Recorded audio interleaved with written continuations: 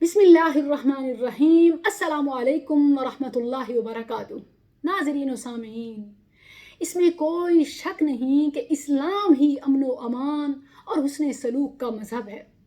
عبادت میں حسن سلوک یوں سکھایا گیا کہ اپنے رب کے سامنے ہاتھ باندھ کر ایسے کھڑے ہو جاؤ جیسے تم اسے دیکھ رہے ہو۔ فَإِن لَمْ تَكُنْ تَرَاهُ فَإِنَّهُ يَرَاكَ۔ یہ عبادت میں حسن سلوک ہے۔ اور جب والدین کے ساتھ حسن سلوک کی باری آتی ہے تو فرما دیا وَبِالْوَالِدَيْنِ إِحْسَانًا، والدین کے ساتھ احسان کرو، والدین کے ساتھ معاملات تول کر نہیں بڑھ کر کرو۔ وَبِالْوَالِدَيْنِ إِحْسَانًا۔ اور بات یہاں بھی ختم نہیں ہوتی بلکہ عام عوام کے ساتھ حسن سلوک فرض کیا گیا۔ فرما دیا وَأَحْسِنُوا إِنَّ اللَّهَ يُحِبُّ الْمُحْسِنِينَ، نیکی کرو، اللہ احسان کرنے والوں کو پسند کرتا ہے۔ اور یہ بات صرف مسلمانوں کے لیے خاص نہیں ہے بلکہ غیر مسلموں اور اقلیتوں کے ساتھ بھی حسن سلوک فرض کیا گیا۔ اور یہ امتیاز صرف اور صرف اسلام کو حاصل ہے کہ مسلمان تو مسلمان، غیر مسلموں کے ساتھ، تمام انسانوں کے ساتھ حسن سلوک فرض کیا گیا۔ اور انسان تو انسان، اسلام تو وہ مذہب ہے کہ جانوروں کے ساتھ بھی حسن سلوک فرض کیا گیا، جانوروں کے بھی رائٹس متعین کیے گئے۔ اسلام کے علاوہ باقی جتنے بھی مذاہب ہیں آپ دیکھ لیں، ان کے رائٹس، ان کے حقوق، ان کا حسن سلوک جانور تو دور کی بات تمام انسانوں کے لیے بھی نہیں ہے۔ ان کا حسن سلوک صرف انہی کے مذہب کے لوگوں کے ساتھ خاص ہے۔ اور مسلمانوں کے ساتھ تو یوں تعصب کیا جاتا ہے کہ آج مسلمان کا خون پانی سے بھی زیادہ سستا ہے۔ آج مسلمانوں کو بھیڑوں بکریوں کی طرح ذبح کیا جا رہا ہے، گویا غیر مذہب کے لوگوں کا حسن سلوک صرف انہی کے مذہب کے لیے ہے۔ اور اسلام انسان تو انسان، جانور کے بھی حقوق مقرر کرتا ہے، فرض کرتا ہے۔ لیکن بدقسمتی سے ہمارے ہاں جب غیر مسلموں اور اقلیتوں کے ساتھ حسن سلوک کی بات کی جاتی ہے تو حسن سلوک یہ سمجھا جاتا ہے کہ ان کے لیے ان کی عبادت گاہیں بنا کے دے دی جائیں، یہ حسن سلوک ہے، یہ انسانی حقوق کی اعلیٰ مثال ہے۔ جیسے گزشتہ روز ہمارے نیشنل کمیشن برائے انسانی حقوق کے چیئرمین اور تحریک انصاف کے پارلیمانی سیکرٹری لال ملھی نے اسلام آباد میں ہمارے دارالحکومت میں ہندوؤں کے لیے مندر کی بنیاد رکھی، اس کو سراہا گیا، ان کو شاباش دی گئی۔ یاد رکھیں، یہ حسن سلوک نہیں ہے۔ نبی صلی اللہ علیہ وسلم نے خود حسن سلوک کر کے بتایا، اور جو آپ صلی اللہ علیہ وسلم کا حسن سلوک تھا اس سے متاثر ہو کر غیر مسلم مسلمان ہو جاتے تھے، اسلام میں داخل ہو جاتے تھے۔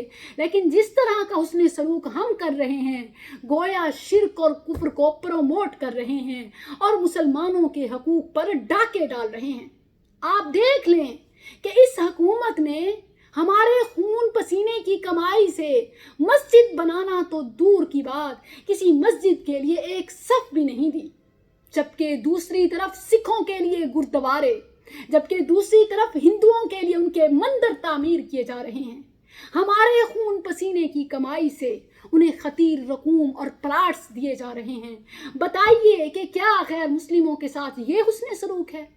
نبی صلی اللہ علیہ وسلم تو اپنے اخلاق سے، اپنے کردار سے، قرآنی معجزات سے اور اسلام کی دعوت دے کر، ان کی جان مال کا تحفظ کر کے ان کو متاثر کرتے اور اسلام کی طرف لے آتے تھے، اور ہم شرک اور کفر کے اڈے تعمیر کر رہے ہیں۔ گویا شرک اور کفر کو تو پروموٹ کر رہے ہیں اور مسلمانوں کے منہ سے ان کے کھانا بھی چھین لیا جاتا ہے، ان کے حقوق پر ڈاکے ڈالے جا رہے ہیں۔ ہم غربت کی لکیر سے بھی نیچے ہیں، یہاں کرونا سے نہیں بھوک سے لوگ مر رہے ہیں، دوسری طرف بھاری بھاری رقوم غیر مسلموں کو دی جا رہی ہیں، اور اسے حسن سلوک کہا جاتا ہے۔ یہ کون سا حسن سلوک ہے کہ نشئی کو نشے کے لیے پیسے دے دو؟ ہم روڈ پر کھڑے بھکاریوں کو چند پیسے دینے سے پہلے سوچتے ہیں کہ کہیں ہمارے پیسوں سے वो नशा तो नहीं करेंगे, नशे पर तो नहीं लगाएंगे। यहाँ देख लें कि करोड़ों नहीं अरबों रुपए गोया नशइयों को नशे के लिए दिए जा रहे हैं, गैर मुस्लिमों को शिर्क और कुफ्र के अड्डे तामीर करने के लिए दिए जा रहे हैं। क्या ये हमारे हक पर डाका नहीं है? और हम एहतजाज भी नहीं कर रहे। एहतजाज और मुजम्मत तो दूर की बात, प्रिंट मीडिया में देख लीजिए कि हमारा पाकिस्तान में छपने वाला सबसे बड़ा अखबार जंग, मैं पलट पलट कर इसका सफ़ा देखती रही, मुझे कहीं भी मुजम्मत के लिए कोई लफ्ज़ न मिला। उल्टा मैंने इसमें क्या देखा कि नेशनल कमीशन बराए इंसानी हकूक़ के चेयरमैन, पाकिस्तान तहरीक इंसाफ के पार्लिमानी सेक्रेटरी के, जिसने इस मंदिर की तामीर के लिए कदम उठाया, उसको शाबाश दी गई और उसके इस इकदाम को इंसानी हकूक़ की आला मिसाल कहा गया। क्या हो गया है? भारत में सदियों पुरानी हमारी बाबरी मस्जिद को शहीद किया गया, वहाँ मंदिर बनाया गया और हम दिफा भी ना कर सके। और यहाँ जहाँ मसाजिद बनानी थी वहाँ मंदिर बनाए जा रहे हैं। मसाजिद तो दूर की बात, मस्जिदों को कुछ दिया भी नहीं जाता, बल्कि उनसे लिया जाता है, उनके उलमा को उठाया जाता है, गायब किया जाता है। उनके लिए अगर कुछ किया जाता है तो सिर्फ उनका हक लिया जाता है।